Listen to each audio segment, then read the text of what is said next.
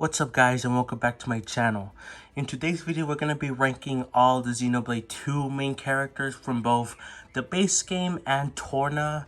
So the villains, the party members, any major supporting characters, they're all going to be on this tier list right here.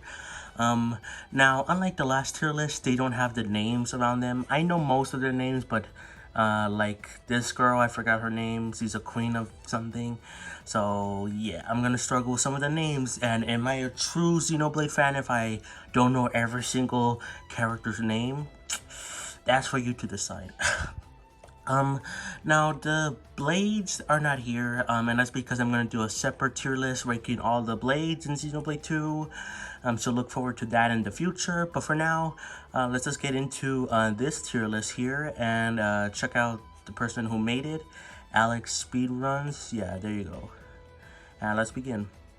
We're gonna go in order here. So Adam, Adam, I think I'm gonna put him in A tier. I might change around some of these people later, but I think A tier, like high A, is really good. I don't think he's like the best character or anything, but I really like the mystery around him in the base Xenoblade 2, and I love when we finally got to meet him in Torna and how he was a lot like Rex and Zeke, which kind of makes sense, but like he had his own personality. He was a charming guy, but he was still a hero, and I really liked that about him. And yeah, it was just cool to see him finally, after being told like, oh, he was a hero, this and that, and he was, but he was also a lot like Rex and Zeke. So yeah, I think I'm gonna put him in A tier. Not great or not amazing like S, but still really good. A Gion. Now, if we were just looking at Xenoblade 2, I'm counting all of their appearances in any other Xeno game. So, for example, Rex, I'm going to count him in Xenoblade 3, Future Redeemed, and stuff like that. And a Gion, obviously, I'm counting him both in the base game, in base 2, and Torna. Now, if it was just a Gion in base 2 of Xenoblade, if I was just counting a Gion in base 2 of the game, then he will be ranked like D or something, because he doesn't do much at all. But actually, because of Torna, I think I'm gonna put him in I'll probably put him lower, but like B. I think maybe a C, but B I think is a good enough placement for him for now. And that's because he actually got a lot of more development in Torna. He had way more personality. He was way more caring. He's a good cook, which again, we just learned a lot about him thanks to Torna. Maybe I'll bump him down a little bit later, but for now I think he's a good B. Got way more development than in base 2, where he was just like, oh, here you go, Morai, it's a blade, and from the King Nigel or whatever. That's it. We didn't see him in the story. Now we got oh god, what was his name? I forgot. He's one of the main villains in Xenoblade 2. God, what was his name? Gosh dang it. Well, I'm gonna put him in B tier as well. Probably higher than a Gion. No offense, but I liked him a lot. I liked the personality that was given to him, especially him and oh god, the girl, his like sister, quote unquote. I literally know their names, but I just forgot about them. So yeah, but I really like the relationship that he and his quote unquote sister have, and how they were became siblings in a way. They weren't initially siblings, but because they became blade eaters and they took the forms of their drivers, then they became kind of siblings. So yeah, I really liked the relationship, and it was really sad to see like most of them just, well, actually, did they all die? I think they all died. Dang, dude. Now, a Malvis. A Malvis. I'm gonna put him in high A. I think he's a really good villain. Not the best villain in Xenoblade history, but he's still a really good villain. I really liked him a lot. In a way, you saw what he was coming from, at least early on. Like in Torna, you saw like his backstory, and you kind of see where he was coming from, but like obviously later on he's like, yeah, kind of crazy, and it's because of him that Malos is the way he is. But I really like the way it played out, you know. He's a very kind of sadistic villain, but I like that. I wish he got a little bit more screen time. Kind of wish he was like the main villain of Xenoblade 2. But overall, he was still really good, and his introduction was great. You didn't know he was a bad guy, and honestly, I didn't really suspect him that much. I thought he was maybe something was up, but I wasn't expecting him to be like a bad guy, like a major one. So yeah, pretty good. Banna. This is Banna, right? I'll probably put him in B. Yeah, I think that's a good spot for him. He's a crime lord. He's pretty kind of cool. Not amazing. He's a step up from Xenoblade 1 Banna, who was just in a side quest you could easily miss. So at least he was part of the main story. But besides that, he was fine. I thought his voice was funny. The voice actor that played him actually passed away, I believe. So, rip to him. But yeah, I thought he was cool. Just not that important, but at least he was part of the main story, unlike Xenoblade 1 Banna. Bridget, high A, I think. High A.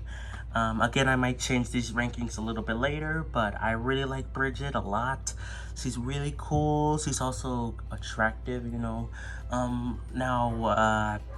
But like, I love her personality a lot. She is kind of cold, but I love her interaction with Mithra especially, and Pyra, but mostly Mithra. I love their dynamic, but I love how she has a journal or a diary or whatever of all the past adventures she had, so that she can remember them in a way, because blades don't carry on when they, you know, die, and they get reborn by a new driver. I like how she has a journal to kind of keep those memories alive, and I really like that about her. Love the advice she gives Pyra in that one scene.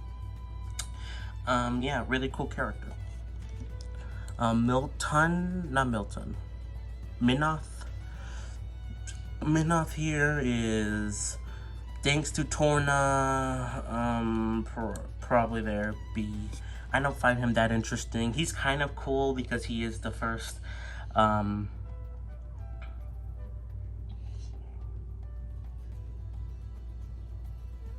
he's like the first, like, blade eater or whatever, or flesh eater, whatever those terms are called. I kind of get confused by them, but he's like the first one of those we see that's like old, and it's really cool, and I love how he ended up after Torna, and like to see him before Torna going against a Malvis was cool. But overall, he's not that interesting of a character. He's fine, kind of cool in a way, but not that deep, you know. So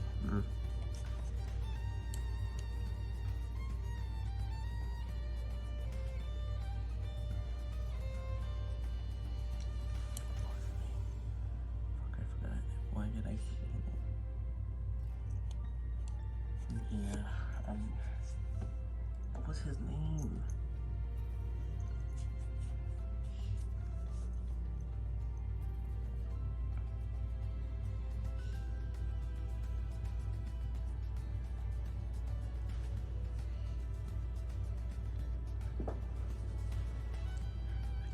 Nope. Dormark. Okay, now we have Dormark here. Dormark is a really cool character. I think I'm gonna put him in high A. A little bit above Bridget in my opinion, just because he's there longer, with Nia, of course, and I love the dynamic that he has with Nia. He's a pretty cool character. I like how wise he is, but he's still pretty funny, and I like him. And plus, he's like the only, well, he's like one of the only non-human characters in Xenoblade 2, like not humanoid characters we see. and interact with. Like, he's like literally just an animal, and it's really cool, you know. This guy who is in, he's the Gourmand person. I forgot. C tier. I barely remember him. He's kind of funny, like with the way he treats his like guards or whatever. But I barely remember him at all. This guy who is he's the king, right, of Tantal. Probably B tier, like lower B tier. I like him. I like how he turns from bad to, well, kind of bad. He's against the Aegis and he becomes good. So in a way, I think he's better than this guy. Obviously, he has more relevance. So yeah, but still not great. Jin is S tier. I love Jin. You sympathize with him so much, dude. You love him. You get where he's coming from. And it's just sad, even it makes it sadder thanks to Torna. Well, you see, he was a nice guy. He was kind of a little awkward and stuff like that, but he loved Laura, he loved his friends, and it's just sad to see him go like that. In a way, you could make an argument that he's like the protagonist of Xenoblade 2 as a whole, because he's like just so good, and like it sucks that he dies. It makes sense, but because he did a lot of bad things. But yeah, like he was a really good person, well, really good character, not a good person, but yeah, I love him so much. Laura, I really like Laura a lot. I think I'll probably put her right there, a little bit before the main party, two of the main party members in Xenoblade 2, just because Torna helped her a lot, because in Xenoblade 2, we just got flashbacks since he was frozen and dead. so Torna really helped out in giving her a personality, and I really like her a lot. She's very sweet. Love the dynamic with Jin, but overall not as developed as like the other two main party members, but still really cool of a character. And I like her way more than a Malvis because she's very sweet. Malos, I think this is probably gonna get some people hate. I'm still gonna put him high A, but I don't think he's S tier, and that's because he is a kind of a one-note villain. He's funny. I love his scenes. I love, like, he swears like a lot, and it's very funny. I love his personality, and I love that the reason he is why he is because of a Malvis. But again, he's like kind of a one-note villain, and I like villains that have like at least a little bit of depth to him. Like a Malvis has more depth than Malos, but he's higher than a Malvis just because he's funnier and more. So that kind of edges him out. But overall, I like him a lot, but he's not S tier. Oh god, what was his name? I really forgot his name. I feel so bad that I'm forgetting some of these characters' names. But he's a cool character. I'm gonna put him in probably B tier as well. I liked how we didn't actually see much of him in Torna, even though he was in Torna as a little kid. But I liked that he was there and had a little bit of development with this guy right here, Milton, I believe. There's just a lot of characters with M in Xenoblade 2, so I think I get a couple of them mixed up a little bit, but I like him a lot. I like how he redeems himself in a way in Xenoblade 2. Yeah, I like him. Not a great character, but still pretty good. Mithra, S tier. Mithra is S tier because what can I even say about her? She is just so good. I mean, of course, she's attractive, but I love how you see why she's kind of cold towards Rex and the others in Xenoblade 2 in Torna. You see how she's kind of like, she's got personality, she's got sass, she's got like a lot of these things, but she's hiding deep down her sadness because of what she did in Torna. She basically caused lots of people to die, and that brings her down, and that causes her to create Pyra, to not deal with it herself anymore, and it's just so heartbreaking. But then when Rex finally pulls her through, like, it's just so good. I love Mithra so much. Like, there's a way better video by, like, K Jewelers or whatever, cool YouTube channel. He does a way better video on Mithra as a whole, why she's the GOAT. So check out that video. I might even link it in the description, because yeah, Mithra's is so good and I can barely explain it myself. Let's see.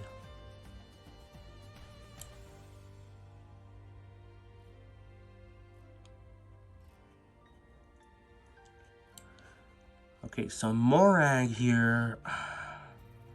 I'm gonna put her in a high A, because I really like her personality. I like how, look, I love Xenoblade 2. Look, I'm a guy. I like sexy girls. These girls are attractive, but I like how Morag sticks out like a sore thumb, and isn't like that. She is attractive in a way, but she's not like having revealing clothing. And I love her personality a lot. I love how she cares about her brother slash cousin in a way. They were raised like siblings. And I love how she goes from not wanting to work with Rex to trusting him and even being a close friend to Rex. I love that about her. Like, there's so much good about Morag. Like, again, some of these I would feel like it would be just going on forever if I just explained why I love them. But yeah, she's really cool. Nia. Kind of a hot take, probably. I think I'm gonna put her below Morag, and that's counting her appearance in Xenoblade 3. Because in my opinion, I think Mio and even Niall from Future Redeem are kind of better than her, in my opinion. That doesn't mean that she's bad. No. She's still really good. I love her in Xenoblade 2 as a whole. Like, I love how she goes from, like, not caring. Most of these characters don't care about helping Rex or whatever. They're kind of in it for their own thing. But I love how they become a strong family. And I love the development that she actually likes Rex, and I love where that leads to in Xenoblade 3, where it's revealed that she, Pyra, and Mithra have kids with Rex. And I love, like, that moment where she's, like, trying to tell Mio that she is her mother, but she can't, because, like, that's, like, it's just so heartbreaking. And I love that a lot. But I really like Mio more than her. In fact, Mio will probably be an S tier, spoiler alert, for the Xenoblade 3 tier list. Niall, maybe a higher A. Like, I like the other two a little bit more, but but Nia is still a really good character. I really do like her. Pandora, probably, I think I'm gonna put her high B. Nothing against her at all. I like her a lot. I like her personality as well. She's very cute, but very sweet. And I love the reveal that she and Zeke actually had a kid in Future Redeemed. That was cool. And I like how she goes from hiding behind her glasses to a cutscene in the game, to a cutscene revealing, like, what she's hiding, and then it reveals her actual eyes. You know, that's really cool. This girl, I forgot her name again. I'm putting her... Yeah, I think that's good enough. Actually, I think that's it, because he had a little bit more development than these two. But they still are both good together, obviously, because they're kind of siblings, and I love their relationship, and I love how she's very funny. She reminds me a lot of a Final Fantasy character, actually. Yeah, before I even played Final Fantasy, I'm like, oh, she does look like Final Fantasy. But yeah, I love their relationship together. Very cool, very heartbreaking to see how it ends, and yeah. Poppy. S tier, I think. I love Poppy a lot. She's very sweet. I love how she's very naive. I love, like, she's just so cute. I love her so much. And it's just that scene with her and Mithra about, like, being, like, monsters in a way and, like, world destroying machines. It's, like, really sad. It didn't pay off in the end. Like, it's Xenoblade 3, but that's totally fine. Because I just love her personality a lot. And I love the ending where she keeps Rex from going to Mithra and Pyra or Numa or whatever. And like, because of the promise she made. And it's just so sad, you know? I love her so much. She's very sweet. Lots of hugs. Very cool. Pyra, same boat as Mithra, because they are both basically the same person, except not really, because they split up in the end. But Pyra, she's the main person that's the main love interest for Rex. And I love the relationship between Rex and Pyra better than Soak and Fiora, in my opinion. I think that's not a high opinion, but yeah, I like the relationship a lot, and she is the reason why we learn about Mithra, and she does carry the same guilt as Mithra, because they were originally the same person, and she was created because of Mithra. So I guess if I wanted to be objective, maybe I'll put her in A, but like, they are very similar, and they share the same background, and I love that, and I love her relationship with Rex a lot. They're very sweet, so I'm gonna put her in S tier. Shumi. The Queen Lady, C tier, I don't know. Better than this guy, because I think she is nicer. I think she comes around at the end. But I barely remember her as well. She had more importance to the plot than this guy, though, so...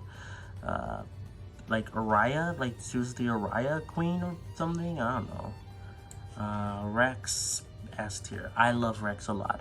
I've always kind of related to Rex at the beginning. I didn't like his outfit. I'm sorry, that outfit is kind of ugly. But I love how he gets an upgraded outfit later on in the game. And I love how he developed in Future Redeemed. It's just so cool to see how he came. Like, he's still the same old Rex with the same values, but he's way more cooler, and of course people like him because he's more attractive now, but Rex is still the same Rex, and it's really cool. And I love that reveal in Xenoblade 3 where it was revealed that he had kids with Mithra, Pyra, and Nia. Oh my god, that's just so crazy. But like, you understand why, because he's a lovable person. He cares about people. He wants to protect people. I love him a lot. I still prefer Sulk in a way. I think Sulk is my favorite Xeno protagonist, but Rex is still a really good character. I really like Rex a lot.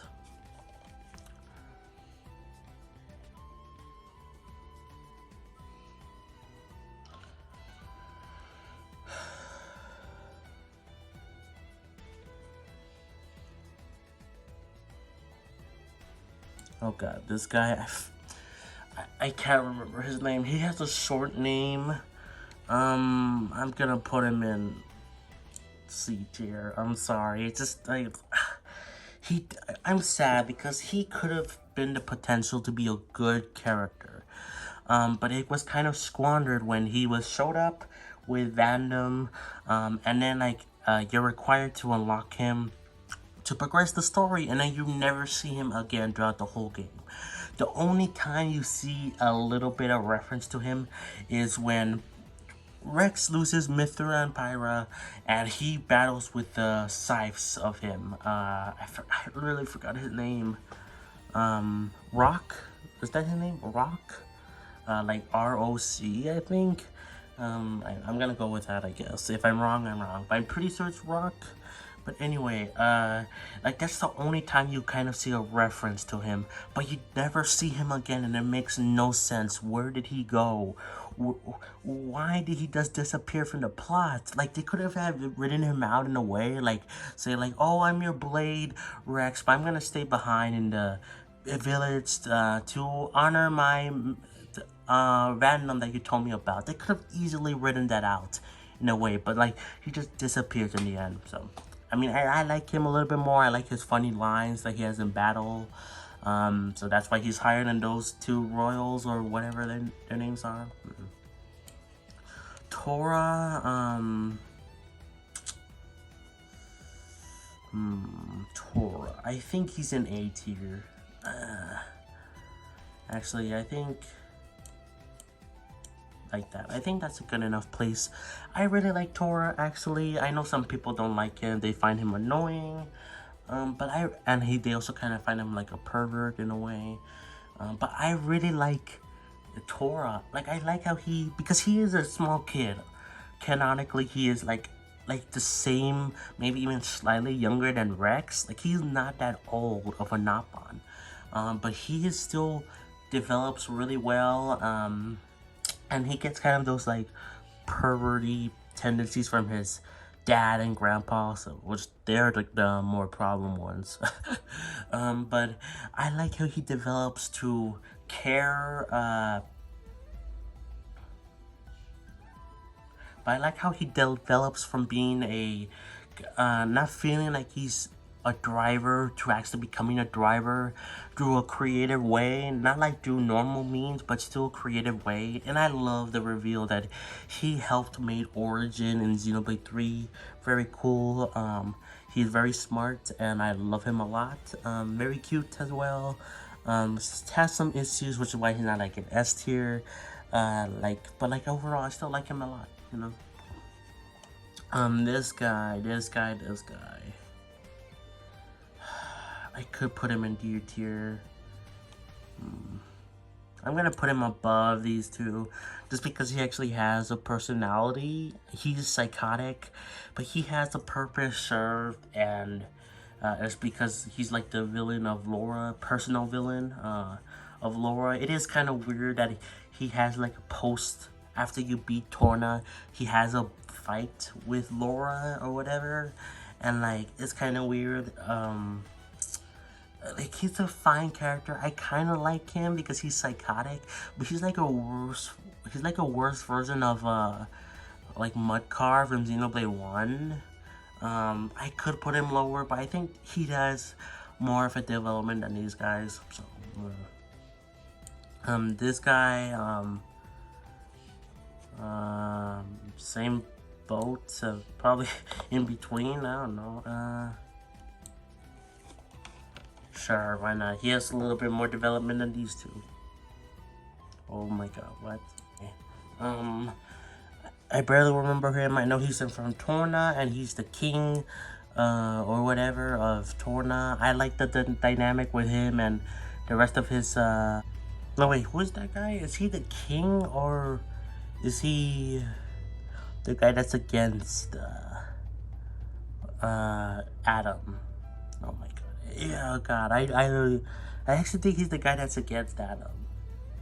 If so, he's still fine, whatever. Either way, they're like around the same tier anyway.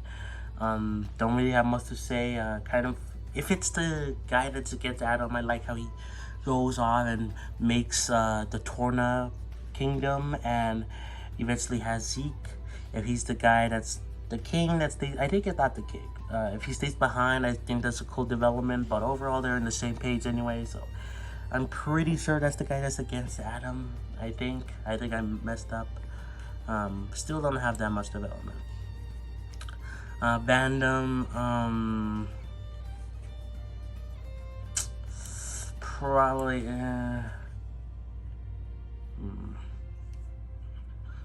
you know, I'm gonna put him low, like really low B, because I do like Vandom a lot, actually. He's kind of underdeveloped, but I like how he becomes a mentor for Rex, and you can see that Rex carries a lot of Vandom in him.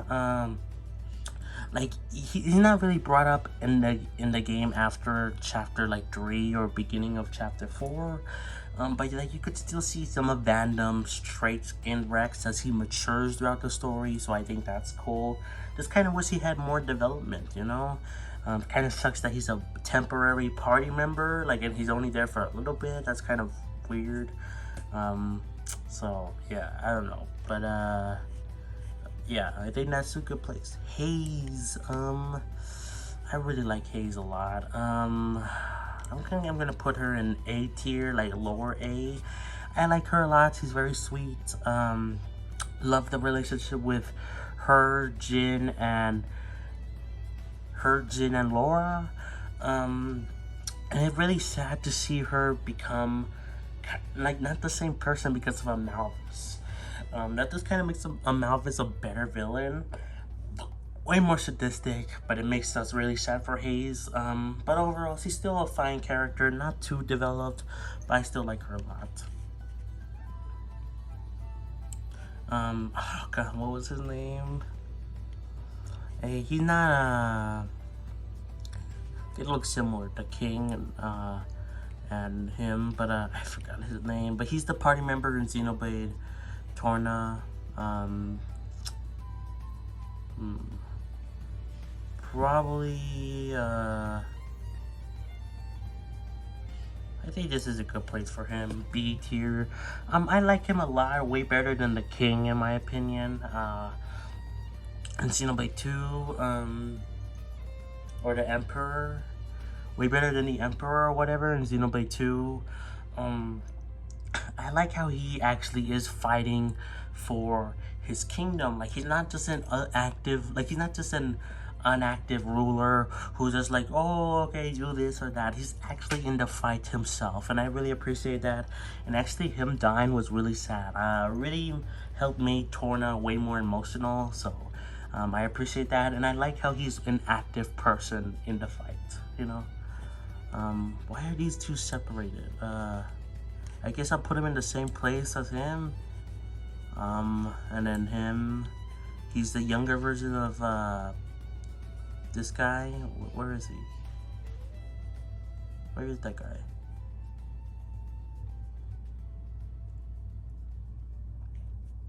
Okay. I don't know why these two aren't in the same place. I'll just put them, actually, you know what? I'll take that off. He is a separate character, and I'll put him in probably lower B, just because he doesn't do that much. But I like the relationship with him and Morag. I love how she cares about him a lot, and I like how we see his perspective on certain events. So pretty cool. But I do think his ancestor is better, in my opinion. Gramps or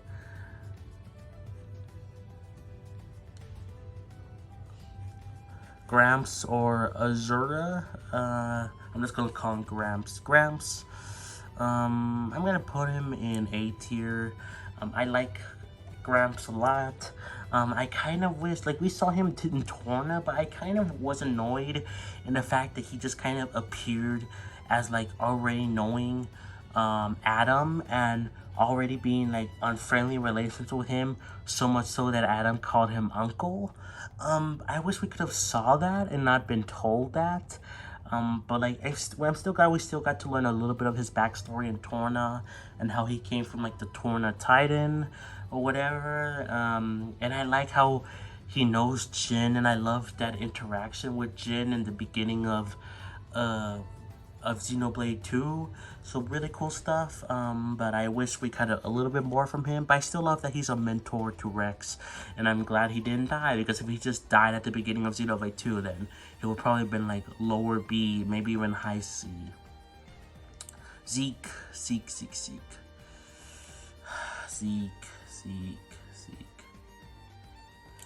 is A tier, I think. I like Zeke a lot. He's very funny, very cool, but he has a heart of gold. I love him a lot.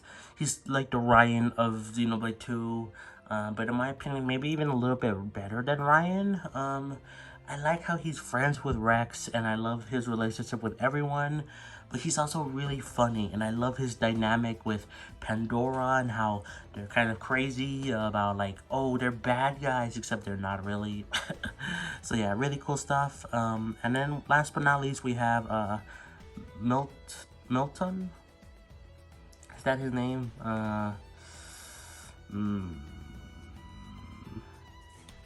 I think I'll put him... Ooh.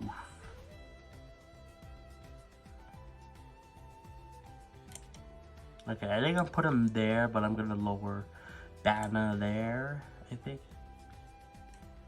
Yeah, I think that's a good spot for him, just because he is kind of on the lower side, but he's still a really good character, just because he is what, his death is what leads Mithra to becoming his death is what leads Mithra to becoming Pyra, and it's really sad. And it's really sad to see him die. He has a nice personality. He's very cute as well. Very young, but I like the dynamic with Mithra. And again, it's just way more heartbreaking when Mithra becomes the way she is because of his death. Still not super developed, but still, I'm just putting him above probably some of these other characters, but just mostly because of Mithra. But he's still a pretty cool character himself. Funny as well, especially with Mithra's cooking. But yeah.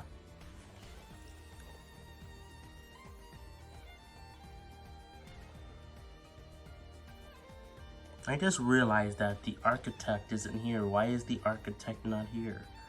Okay, well, if the architect was here, he would be an S tier. I was gonna talk about him like he was there. So, Klaus, the architect, I love that he is in Xenoblade 2. I was so surprised by his reveal. When I saw, because I knew, to some extent that Adam Howden, who is the voice of Sulk, was in Xenoblade 2, and he voiced the architect. But I was thinking it was just a cameo thing. I thought it wasn't going to be that important. Kind of similar to the Nappan a Sage in Xenoblade 3, where he is voiced by Adam Howden, but no connection. So I was thinking it was going to be like that. But when it was revealed that he was Klaus, and that Xenoblade 1 and Xenoblade 2 were parallel universes, like, that blew my mind. And I also knew that Xenoblade 2 and Xenoblade 1 were parallel universes, but I was thinking that it was like the Marvel thing where, like, they say, oh, this is in its own separate universe or whatever, so that they don't have to talk about it. I didn't think they were actually going to talk about that they're separate universes in the game itself. I thought it was like an after like a developer thing, like, oh yeah, they're in separate universes or whatever. But no, this is actually an important part of the lore of Xenoblade. So yeah, if the architect was here, I would put him in S tier. I don't know why he's not here at all. Why is he not here? Okay. So really sucks, honestly. But yeah, that's the match on the architect is right here, probably above Rex. Yeah, above Rex. And these two are just repeats of this guy. He's the younger version of him, and he is the younger version of this guy right here. Which why do I forget their names? I'm sorry, guys, that I forgot some of their characters' names. But overall, this is my final tier list. Again, imagine the architect / Klaus is right here as well in S tier. But I think this is a good spot to end off the video. Hope you enjoyed my tier list. Let me know, did I get some characters wrong? Did I mess up? I should have put a character higher or lower or what? Yeah, I don't think any character is outright bad, though. Lower, less interesting, less developed than other characters, but I don't think any of them are bad by any means. So yeah, that's gonna be it for the video, guys.